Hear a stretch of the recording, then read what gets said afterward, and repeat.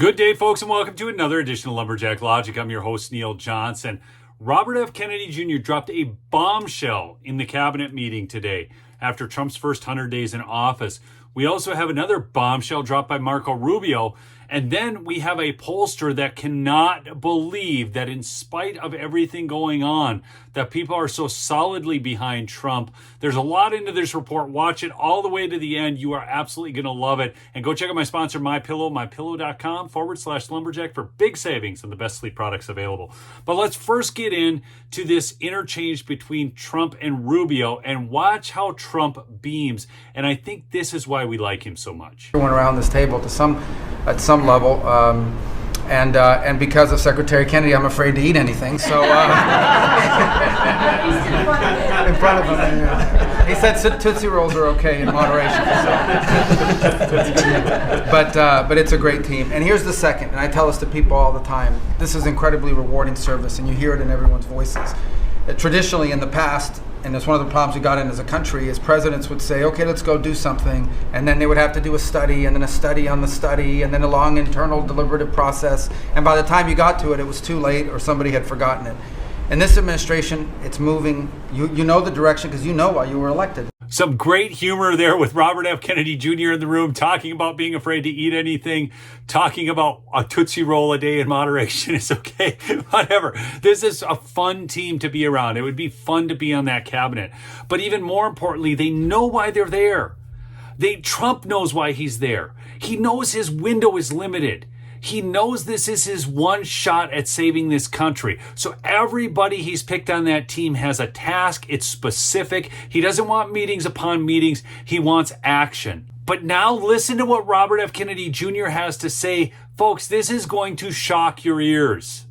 We have ended HHS as the role as the vector, the principal vector in this country for child trafficking.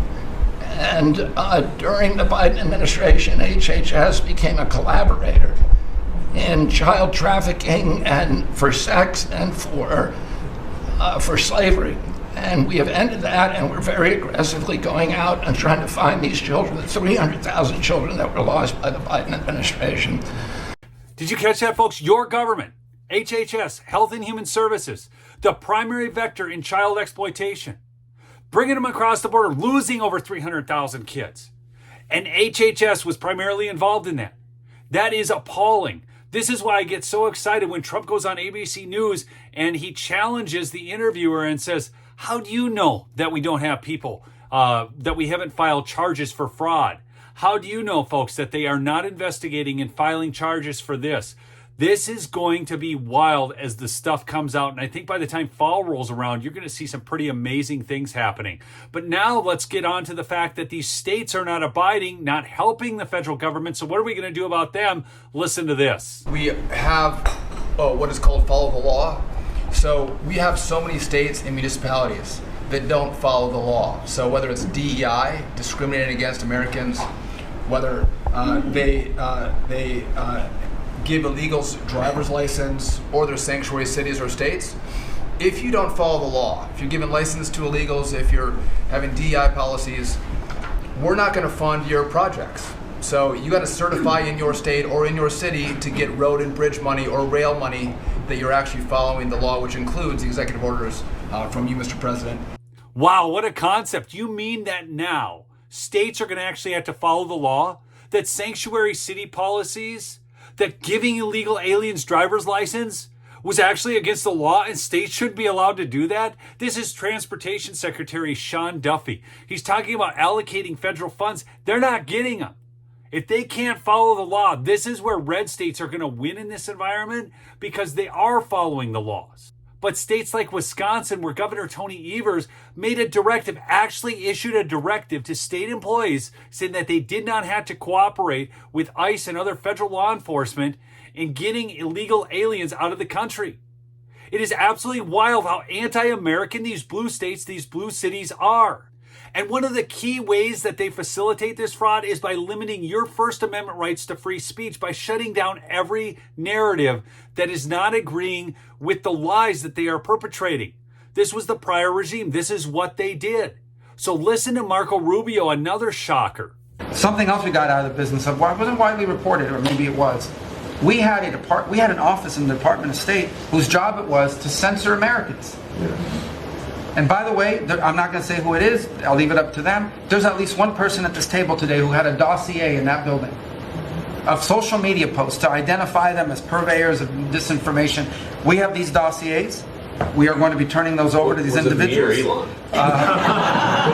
If you didn't recognize the voice, that was J.D. Vance saying, "Is it me or Elon?"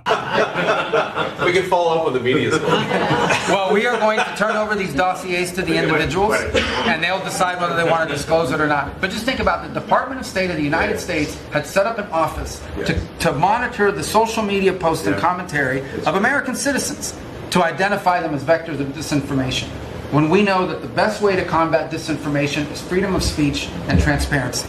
And so that's what we're going to be in the business of doing. We're not going to have an office that does that. What on earth would the Department of State have to do with censoring Americans? This is running our embassies abroad. Do you remember that Nina Jankowicz gal, the gal who did her little disinformation song? She was such a fraud. Gosh, those days of the Biden regime were so awful. But now, folks, you have got to hear this. I've saved the best for last, okay? Frank Lutz, Frank the Putz, this pollster, you have got to hear what he says, because he can't believe that even in spite of prices not going down as fast as people wanted to, that they might have to pay a little bit more for items because of tariffs, people are actually sticking with Donald Trump.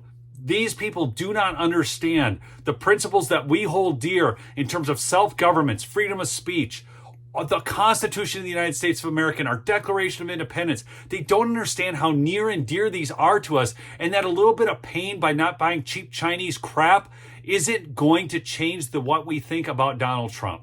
I've been mocked for saying I'm surprised about this, but I'm surprised about this, that Trump voters who acknowledge that they're worth less today than they were on Election Day, that the 401ks they depend on for their future has been hurt, has been damaged, and yet they stand behind him.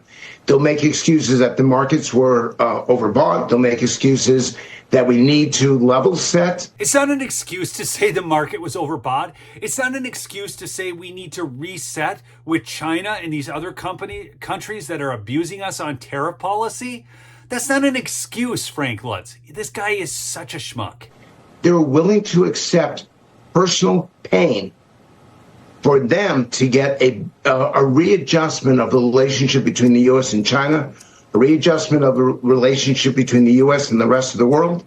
They'll take personal pain to get that readjustment. And Andrew, I've never seen this before, because usually when you're hurt economically, that changes your perspective and your politics.